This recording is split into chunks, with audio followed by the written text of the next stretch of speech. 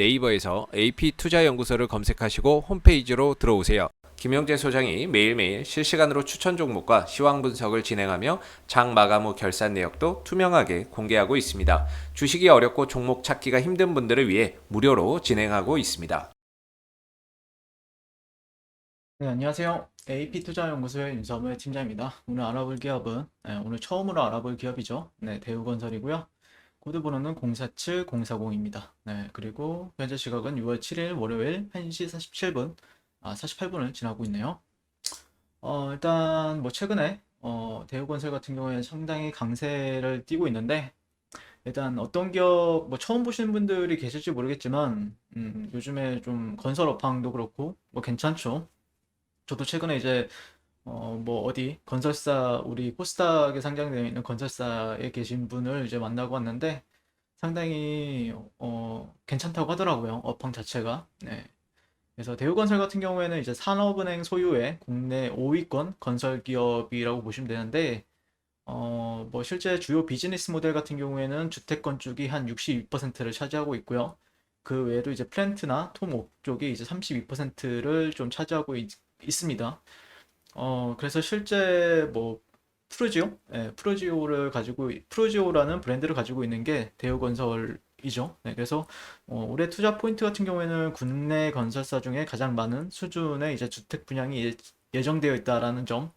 그래서 수익성이 높은 프로젝트 같은 경우에도 이제 베트남, 나이지리아, 이라크 이런 해외 쪽으로 이제 수익성이 높은 해외 수주 잔고가 증가가 지속이 되고 있다. 그럼으로써 21년 본격적인 해외 중심의 수주로서 체질 개선이 이루어질 것이라는 기대감. 네, 그리고 마지막으로 핵심이죠. 제가 바라보는 핵심 같은 경우에는 하반기에 M&A 진행 기대감이 있습니다. 이 M&A 이슈 같은 경우에는 상당히 주식에서는 가장 큰 이슈 중에 하나다라고 볼 수 있기 때문에 그런 기대감이 시장에서 많이 부각이 받을 거라고 생각을 하고 있고요.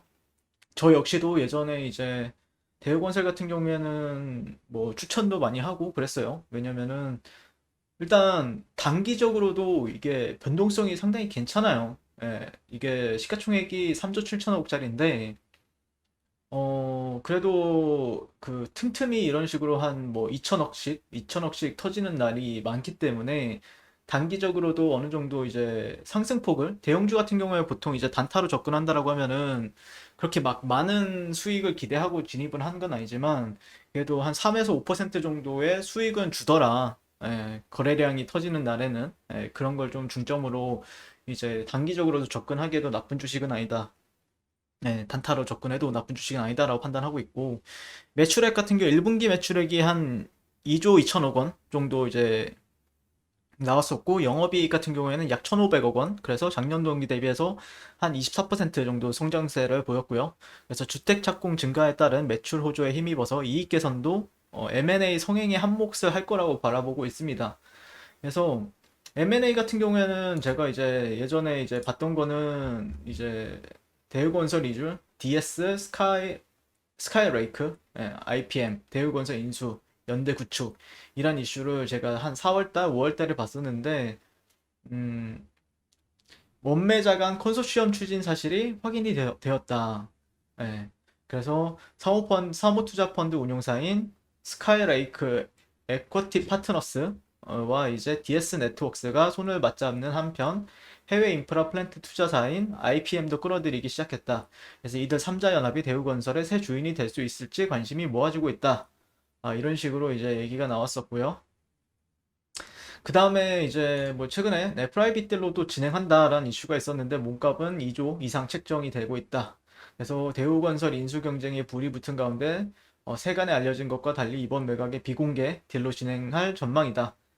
최대 주주인 KDB 인베스트먼트는 공개 경쟁 방식이 아닌 가장 높은 가격을 제시한 원매자와 수의 계약을 체결하는 방식으로 매각을 추진할 예정이다. 라고 이제 얘기를 했었고 최소 2조 원 이상을 원하는 것으로 전해졌다.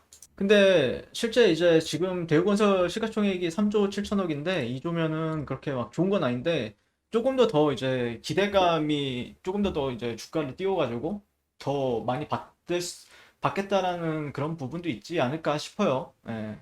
그래서 일단 이런 부분들을 계속해서 좀 M&A 이슈가 이거 만약에 제가 볼 때는 이 영업이익이나 매출액만 이게 호실적이 나왔으면은 이 정도 이상으로 올라가기는 힘들었을 텐데 일단 M&A에 대한 기대감이 시장에서는 많이 받고 있기 때문에 여기 DS 네트워크스 컨소시엄 그리고 중흥그룹 한행컴퍼니 거의 뉴스는 하루에 많이 나와요. 네, 하루에 많이 나오고 있고 뱅크 오브 아메리카 증권을 선정하고 본격적인 매각 의사를 타진하고 있다. 이렇게 얘기를 하고 있죠.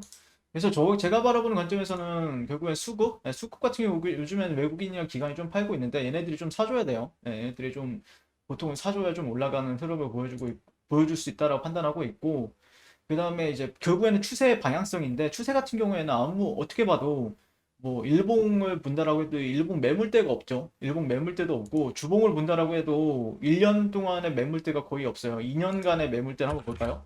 2년간의 매물대도 없죠. 예, 그래서 뭔가 이 매물대적인 요인들로만 본다라고 하면은 그렇게 특별히 물론 이런데 예전에 이제 2000년대, 2010년도 이전에 생긴 매물대는 뭐 많죠. 올라갈 때마다 당연히 있는데 1차적으로는 저는 개인적으로는 이런 추세적인 부분들에 있어서 어느 정도 이런 희석이 된 부분들, 네, 희석은 어느 정도 되었다라고 판단하고 있기 때문에 한 만 원대, 네, 만 원대 정도까지는 열어두면서 지켜볼 생각입니다. 네, 최소한 만 원대 정도까지는 지켜볼 생각이고 그 다음에 분봉으로 본다라고 하면은 지금 최근에 이제 주가가 수렴이 진행이 되고 있어요. 예, 그러니까 주가 결국에 상승을 하고 추세의 방향성이 요즘에 보게 되면은 이런 매물대를 한번 돌파해주고 그 다음에 지지받고 다시 한 번 더 돌파해주고 지지받고 또 돌파해주고 그 다음에 여기서는 또 수렴이 진행이 되고 있다. 네, 이런 식의 수렴이 진행이 되고 있죠.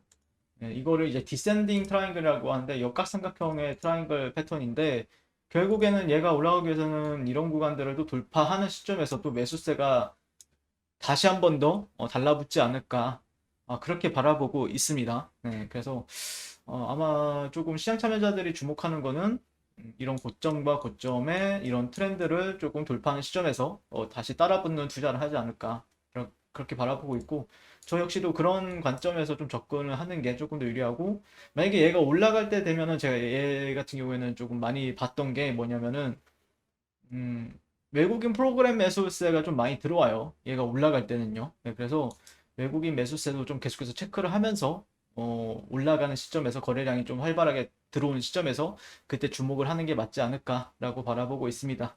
네, 업황 자체는 상당히 괜찮아요.